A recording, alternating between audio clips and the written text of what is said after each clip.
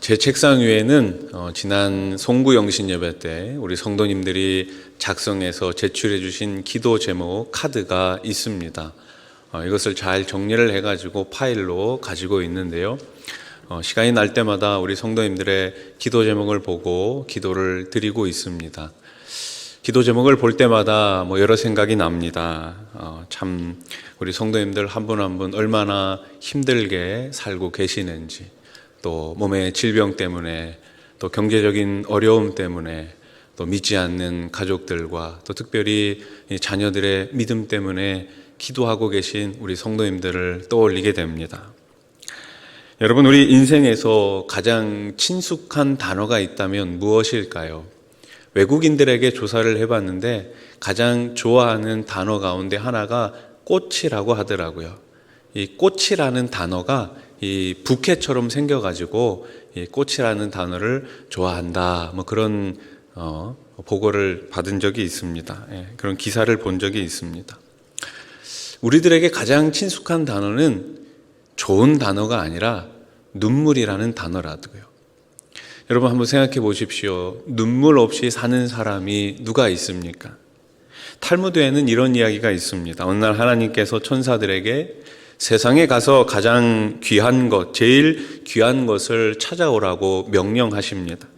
첫 번째 천사는 다이아몬드를 찾아왔어요. 두 번째 천사는 젊은 여인의 아름다움을 가지고 왔습니다. 그러나 하나님은 별로 흥미로워하지 않으셨죠.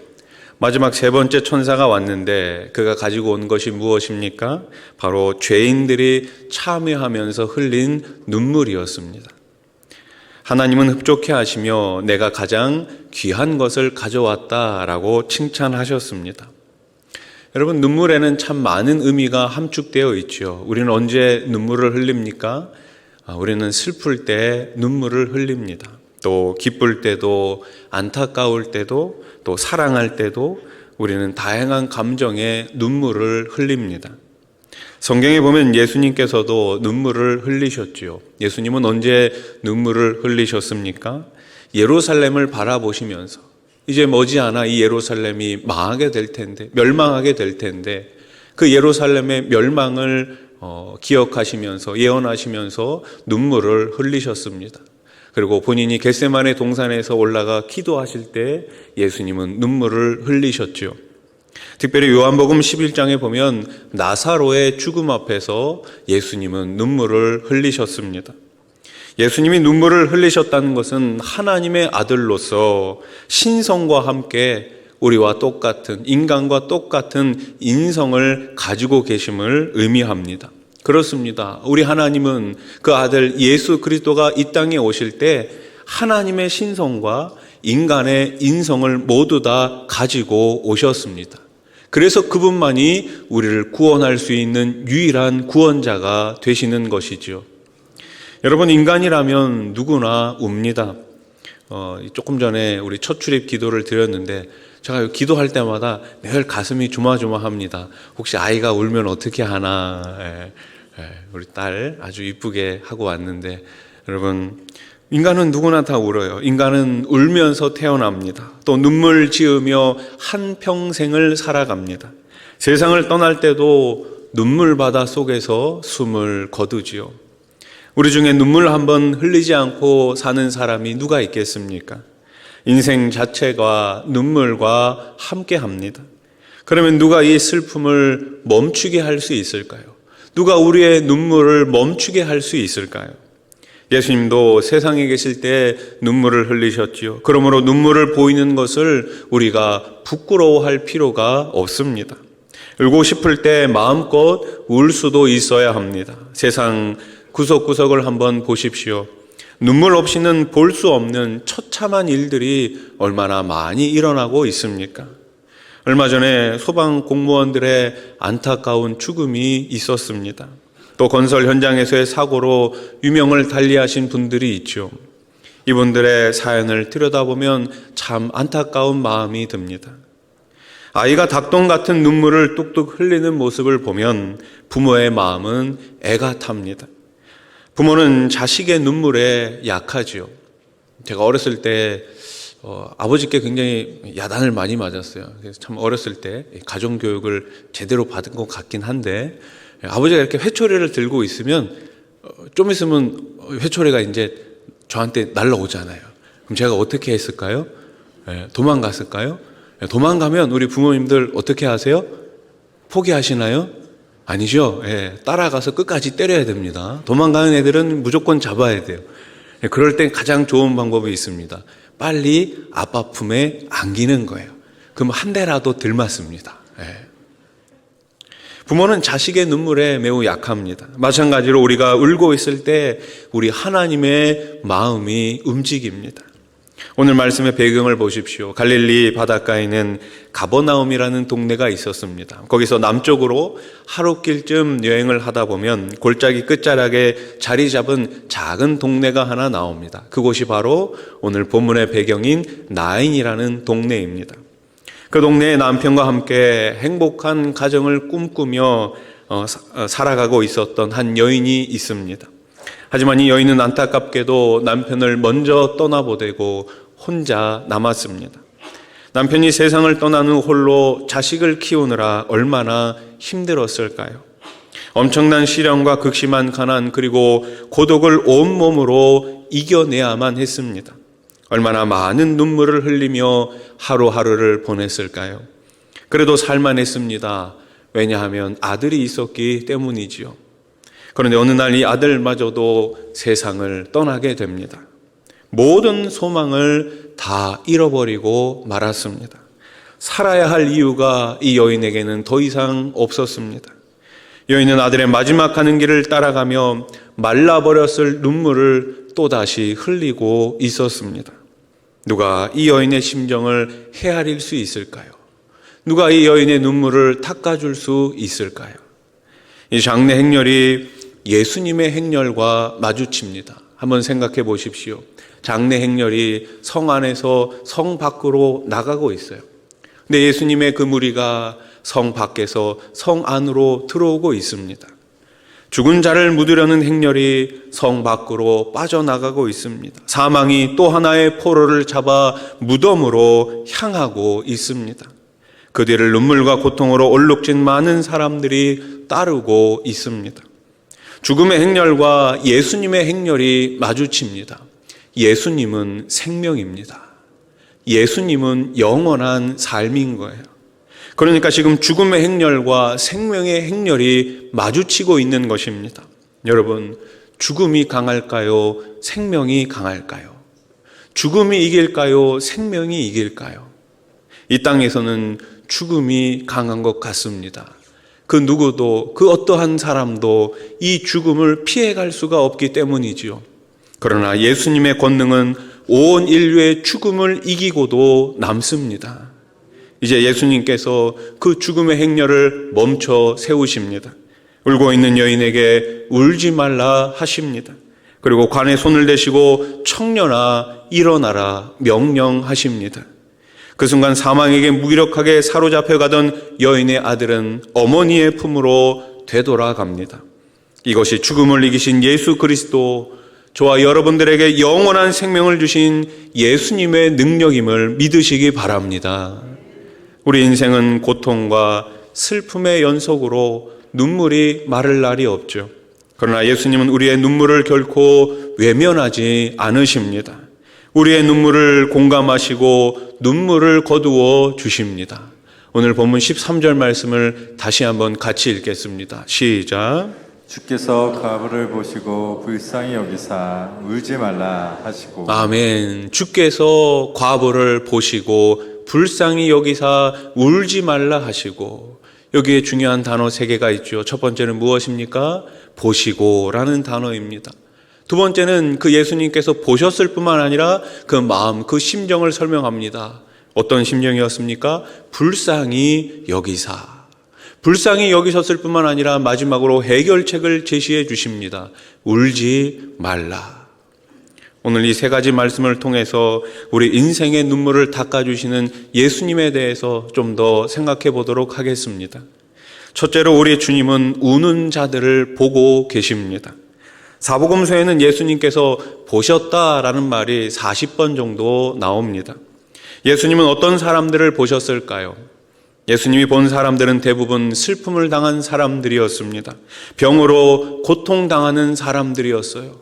그리고 버림받은 사람, 실패한 사람을 예수님께서는 보고 계셨습니다.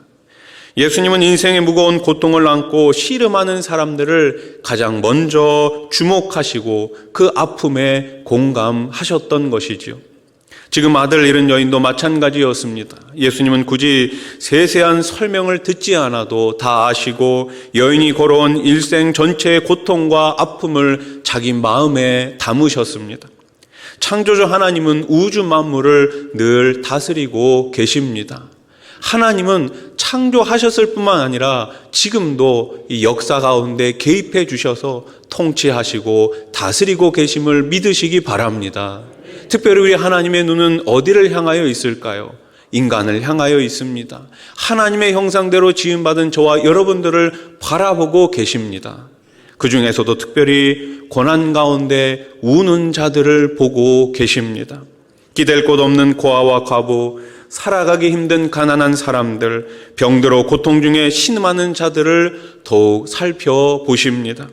우리 인생은 눈물의 연속입니다. 예수를 믿어도 눈물이 납니다. 그러므로 하나님은 우리가 눈물 흘릴 때 무심하게 보시는 분이 아닙니다. 남몰래 흘리는 눈물을 남편은 몰라도, 가슴에 흐르는 눈물을 자식이 알지 못해도 우리 주님은 알아주십니다. 예수님도 육신의 몸을 입고 이 땅에 오셔서 인간이 겪는 모든 아픔과 슬픔을 경험하셨기 때문에 우리가 흘리는 그 눈물을 알고 계십니다. 아무 문제 없는 척, 센 척하지 않아도 됩니다.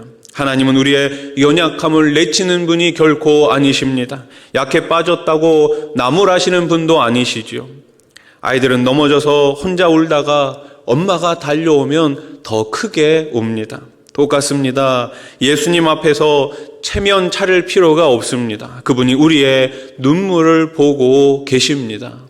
찬송가 365장 마음속에 근심 있는 사람, 우리가 자주 부르는 찬송가 아닙니까? 이 찬송가 2절 가사는 이렇게 시작합니다. 눈물 나며 깊은 한숨 쉴 때 주 예수 앞에 다 아뢰어라. 여러분, 신앙생활을 하다 보면, 삶을 살다 보면 눈물 나는 일이 얼마나 많이 있습니까? 그 주님 앞에 엎드려 나아가 다 아뢰실 수 있기를 소원합니다. 음률한 죄 내게 있더라도 주 예수께 아뢰라. 후렴가사는 이렇죠. 주 예수 앞에 다 아뢰어라. 주 우리의 친구니 무엇이나 근심하지 말고 주 예수께 아뢰라. 아멘. 슬픔이 많은 이 세상 가운데 무엇이나 염려하지 마시고 무엇이나 걱정하지 마시고 주님 앞에 아뢰실 수 있기를 소원합니다. 구약성경에 그렇게 살다 간 사람이 한 사람 나옵니다. 바로 히스기야 왕이었지요. 어느 날 하나님께서 이렇게 말씀합니다. 히스기야, 그가 이제 죽게 되었다. 살지 못하고 죽을 것이다. 반드시 죽을 것이다. 이렇게 이야기합니다. 히스기야가 이사야로부터 그 이야기를 들었을 때 어떻게 합니까? 벽을 향해서 돌아서지요. 그리고 거기서 주님을 향해 기도드립니다. 얼마 후에 하나님께서 이사야 선지자를 다시 부르시죠. 그러면서 뭐라고 말씀하십니까? 내 기도를 들었고 내 눈물을 보았노라. 내가 너를 낫게 하리라. 내 눈물을 보았고 내 기도를 내가 보았다. 내가 너를 반드시 고쳐주리라 약속하십니다. 그로부터 히스기야가 15년을 더 살게 되죠. 사랑하는 성도 여러분, 내 백성을 위로하시는 하나님 앞에 나가 기도의 자리를 눈물로 채우시기 바랍니다. 우리의 눈물을 보시는 주님께서 반드시 응답해 주실 줄로 믿습니다. 둘째로 예수님은 우리의 눈물을 보실 뿐만 아니라 저와 여러분들을 불쌍히 긍휼히 여겨 주십니다. 우리는 누구입니까? 우리가 누구입니까? 우리는 하나님의 형상대로 지음받은 하나님의 자녀입니다. 그 자녀들이 지금 울고 있는데 어떻게 무심하게 보기만 하실까요? 예수님, 우리가 당하는 육체의 고통을 똑같이 경험하셨기 때문에 우리가 얼마나 연약한 존재인가를 너무나 잘 알고 계십니다. 이런 불쌍한 인생을 예수님은 뭐라고 표현하십니까? 상한 갈대 꺼져가는 심지라고 말씀합니다. 마태복음 12장 20절 말씀을 같이 읽겠습니다. 시작. 상한 갈대를 꺾지 아니하며 꺼져가는 심지를 끄지 아니하기를 심판하여 이길 때까지 하리니. 아멘. 상한 갈대를 꺾지 않으세요. 꺼져가는 심지를 끄지 않으십니다. 갈대잎이 파랗게 뻗어나갈 때는 아주 매력적이고 당당한 모습입니다. 인생도 한때는 이렇게 갈대처럼 화려하고 당당할 때가 있습니다. 모든 사람이 보고 부러워합니다. 그런데 어느 날 그 갈대가 상해서 갑자기 꺾이게 되는 날이 찾아옵니다. 또 호롱불 심지가 오래되면 다 타서 불을 붙여도 그 불이 매우 약해집니다. 그래서 문틈으로 들어오는 차금한 바람에도 꺼지려고 너풀거리죠. 죽기 일보 직전입니다. 더 이상 소망이 없는 것 같습니다. 한때는 모든 사람 앞에서 빛나는 인생이었지만 이제는 꺼져가는 심지와 같습니다. 작은 시련의 바람만 불어와도 꺼져버릴 것 같은 나약한 모습, 이것이 꺼져가는 심지와 같은 인생입니다. 이런 분들이 지금도 구석진 곳에서 남몰래 눈물을 흘리고 있지 않습니까? 갈대가 상하고 꺾이면 아무도 신경 쓰지 않습니다. 꺼져가는 심지가 어떻게 되든 누구 하나 상관하지 않습니다. 이것이 세상입니다. 그러나 우리 예수님은 다릅니다. 예수님은 상한 갈대와 같은 우리, 꺼져가는 심지와 같은 연약한 우리를 보실 때 불쌍히 여기십니다. 나사로의 죽음 앞에서 사람들이 울고 있자 예수님의 마음이 어떠셨습니까? 요한복음 11장 33절 말씀, 예수께서 그가 우는 것과 또 함께 온 유대인들이 우는 것을 보시고 심령의 비통이 여기시고 불쌍히 여기사. 아멘. 사람들이 울고 있습니다. 죽음 앞에서 다 눈물을 흘리고 있습니다. 그때 예수님의 마음이 어떠셨습니까? 그들의 눈물을 보시고 비통히 여기셨습니다. 불쌍히 여기셨어요. 괴로워하셨습니다. 그래서 우리는 하나님 앞에 아무 일도 없는 척할 필요가 없죠. 그냥 납작 엎드리면 됩니다. 이 세상에 제일 미련한 사람이 누구입니까? 해결할 수 없는 일을 앞에 놓고 내 힘으로, 자기 힘으로 해결해 보겠다고 애쓰는 사람들이 아닙니까?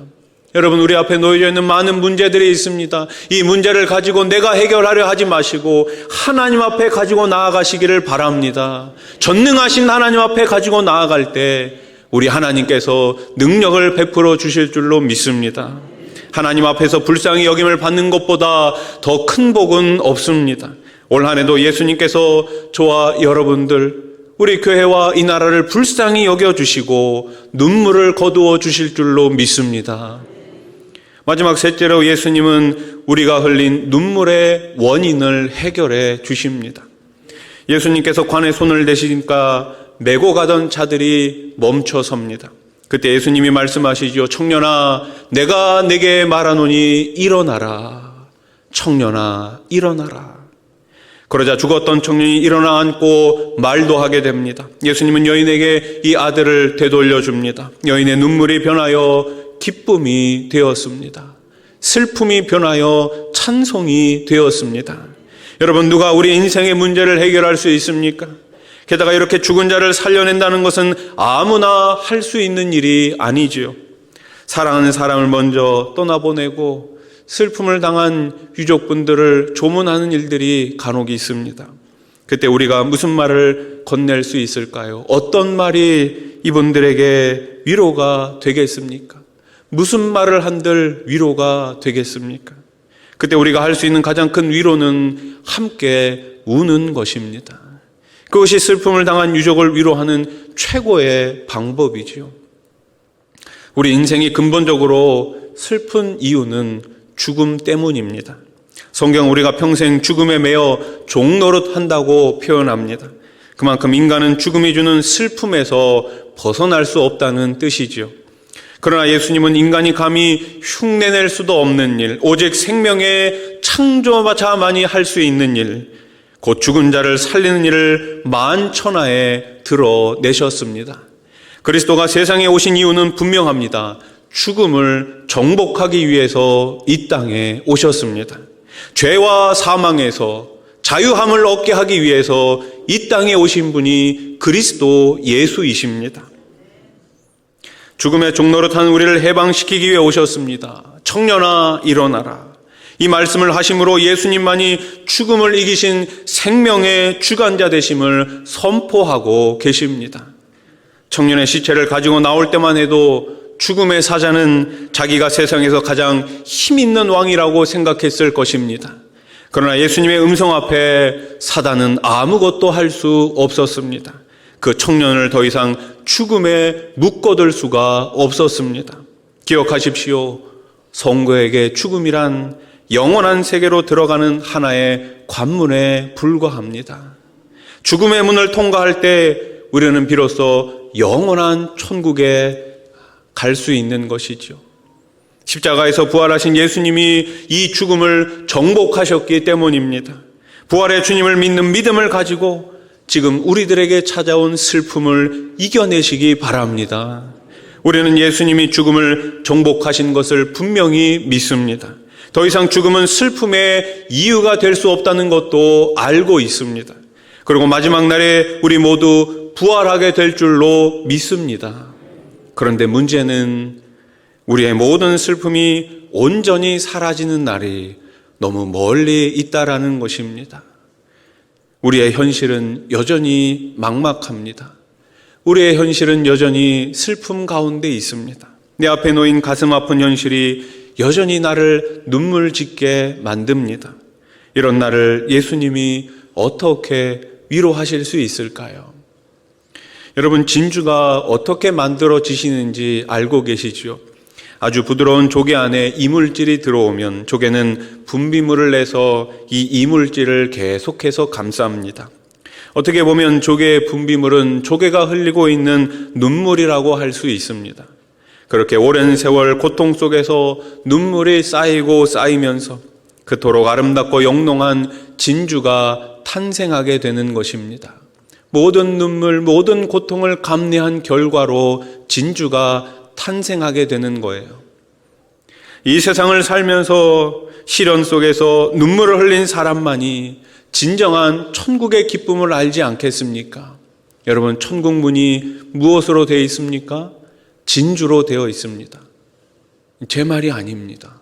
성경에 기록되어 있습니다. 요한계시록 21장 21절 말씀 같이 읽어볼까요? 시작. 그 12문은 12진주니 각 문마다 한 개의 진주로 되어 있고 통의 길은 맑은 유리 같은 정금이더라. 아멘. 여러분, 천국에 가면 12개의 문이 있다고 합니다. 근데 그 문마다 하나의 진주로 되어 있대요. 본 적이 없으니까 감탄을 안 하시네요. 네. 그 바닥은 뭐로 되어 있대요? 성의 길은 맑은 유리 같은 정금이니라. 정금. 네, 길이 정금이래요. 눈물을 더 많이 흘린 사람일수록 더 많이 위로받고 눈물 없는 천국에 들어갔을 때 그 기쁨이 더 크지 않겠습니까? 그렇습니다. 우리가 흘린 눈물만큼 하나님의 위로가 있습니다. 하나님은 우리가 슬퍼하는 것을 절대로 기뻐하시는 분은 아닙니다. 예레미야가 3장 33절 말씀 같이 읽겠습니다. 시작. 주께서 인생으로 고생하게 하시며 근심하게 하심은 본심이 아니시로다. 아멘. 본심이 아니시로다.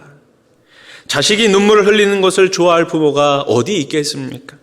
그럼에도 불구하고 부모가 자식이 눈물 흘리는 것을 가만둔다면 뭔가 이유가 있지 않겠습니까? 우리 아이들 보면은 어렸을 때 맞아야 할 많은 예방주사들이 있죠. 네, 많은 백신들이 있습니다. 안 맞겠다고 싫다고 떼쓰고 울어도 어쩔 수 없습니다. 반드시 맞아야 합니다. 주사를 맞기 전까지는 집으로 절대로 돌아갈 수가 없어요. 아이가 계속 울면 어떻게 하나요? 엄마 아빠가 달래주지요. 이거 주사 맞으면 엄마가 맛있는 거 줄게, 사탕 줄게, 어르고 달랩니다. 엄마 아빠가 달래서 안 되면 어떻게 하나요? 의사 선생님도 그 옆에 있는 간호사 선생님도 다 달려들어가지고 이 아이를 달래주지요. 언제까지요? 주사를 맞을 때까지. 오히려 부모는 아이를 달래면서 끝까지 포기하지 않습니다. 우리가 삶에 지쳐 눈물 흘릴 때 하나님은 우리를 그냥 못 본 척 하시는 분이 아닙니다.